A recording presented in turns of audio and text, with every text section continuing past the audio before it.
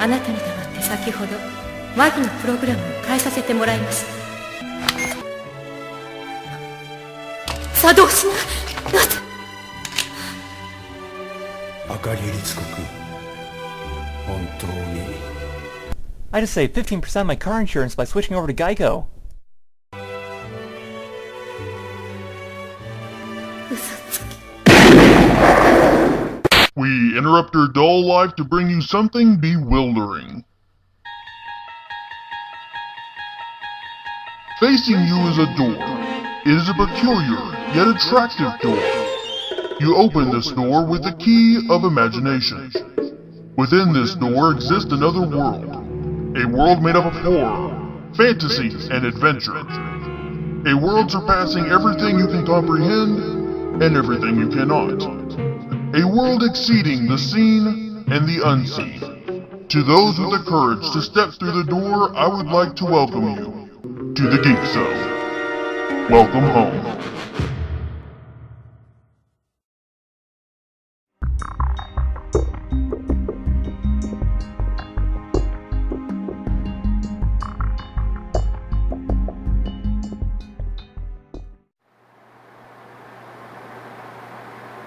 Hello everyone, welcome to the Geek Zone. I'm your host Justin T. Sutherland. No holiday today because I only had 3 options: Columbus Day, Native American Day, or International Teachers Day. None of those interest me this year, so today I make up a new holiday yet again. October 11th is International I Love Web Shows Day. The day when you write a web show's host and tell them you love them as a way of showing one's appreciation for what they do.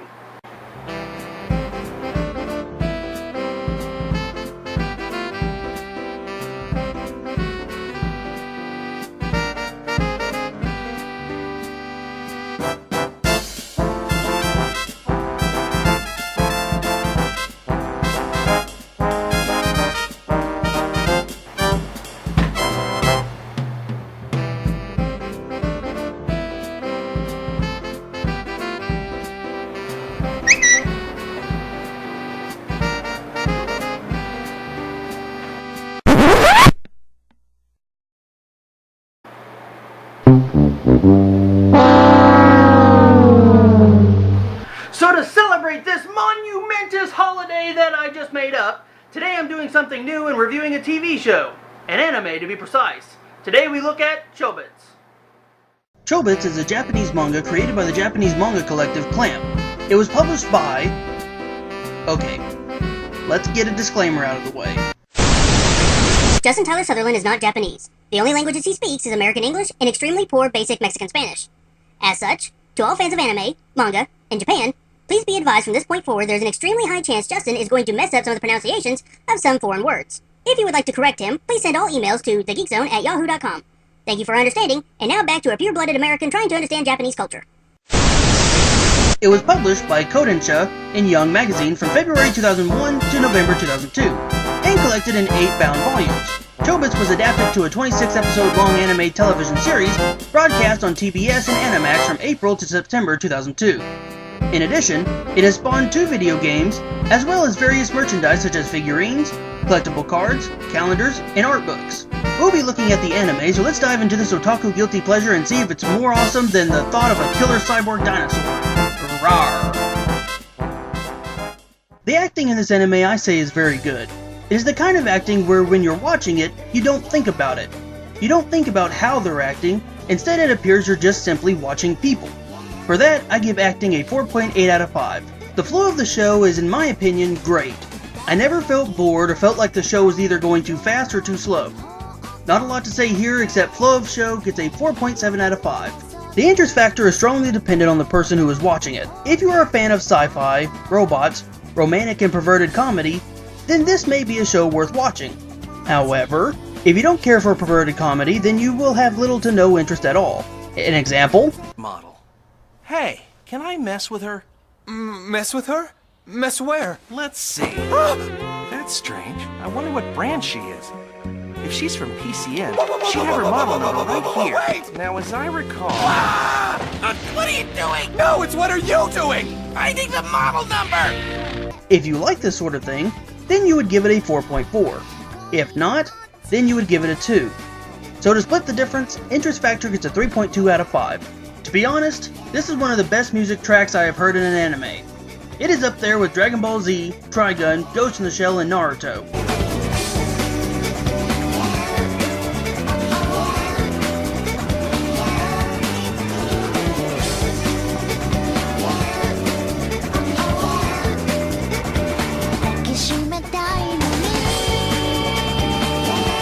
The music in this anime is very good, so I give it a 5 out of 5. The plot is interesting, had some great ideas, but had trouble executing them.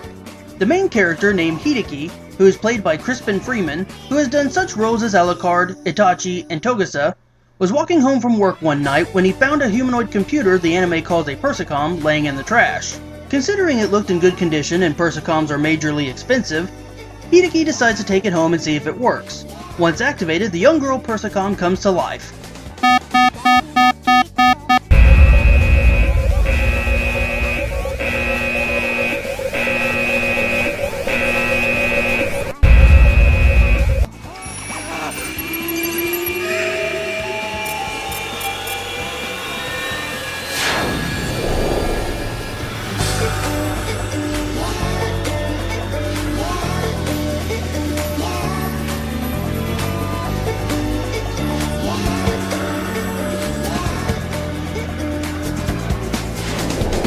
However, she has no knowledge of anything and is simple and innocent in thought. Plus, the only thing she's able to say is chi. Well, Mr. Motosuwa and Miss Persicom, have a very good night. Chi? She is played by Michelle Ruff, who has had such roles as Lopmon and Rukia. So Hideki decides to go the Pokemon route and name her Chi.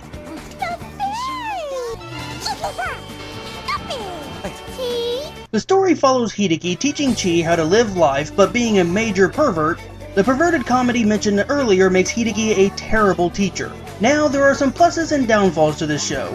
Some of the positives is the comedy is well executed, makes you laugh at times, and you can be generally invested in Hideki and Chi's growing relationship. However, some downfalls of this series is the extreme sexist nature. After these messages, we'll be right back. Yeah!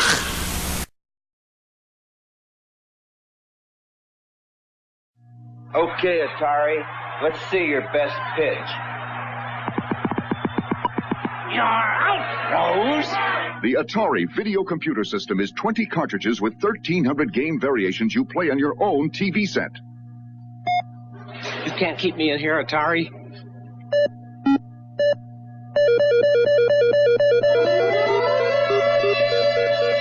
Don't tonight. Play it. Now, I wouldn't classify myself as a feminist, as I don't care that a grown female superhero still contains girl in their name, and I don't care that princess toys are marketed towards girls. These things don't interest me at all. However, I do believe women are human and should be treated as such. Because of this, I have some problems with this show.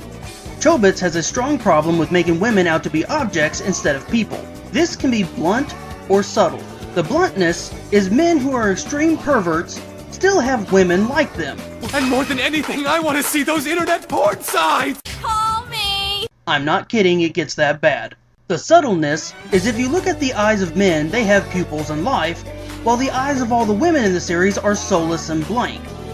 It isn't necessarily super offensive, but like Christian jokes made by atheists and bad taste, it just makes you want to groan and slap your forehead. Austin?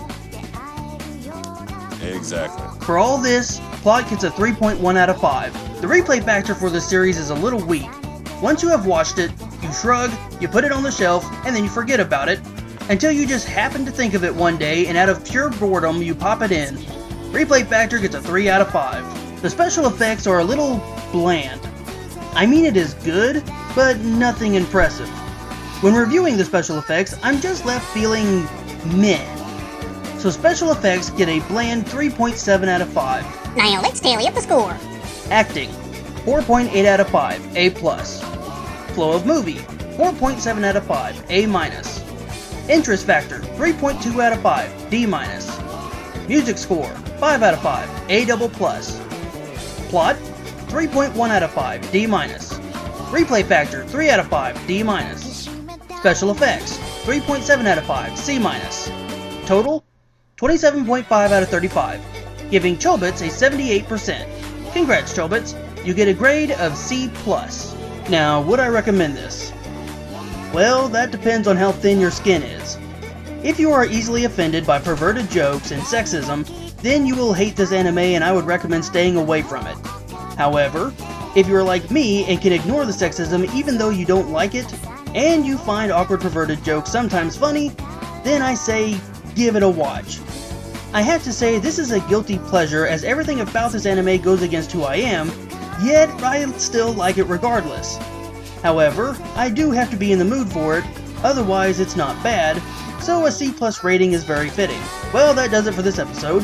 If you'll excuse me, I have to go challenge my uncle to a duel in order to reclaim my right to the throne, so later.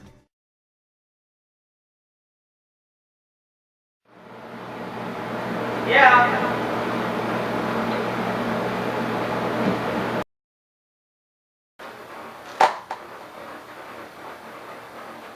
A ring? Put it on.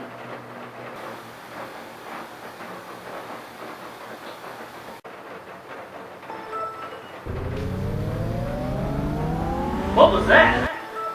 A signal jammer field. The ring you put on is a portable hologram projector. It allows you to be active while in this field. I wanted to talk to you without Abex hearing us. Okay, how come? Something tells me Abex is up to no good. What? I don't yet know. But I haven't noticed anything. Yes, but at the same time you're not me. When I created you, I wasn't able to complete the copy of my personality, so you wouldn't notice things that I would. So, I'm an incomplete program? Yeah, but only in the cosmetic sense. With the Bakes, he's way more incomplete than you are. He's complete enough to remain functional, but not enough to be reliable. As such, I need you to keep an eye on him. And if he asks anything, you've got enough in my mind I can trust you to make something up. Go about business as usual and report anything weird to me. No problem, I can do that.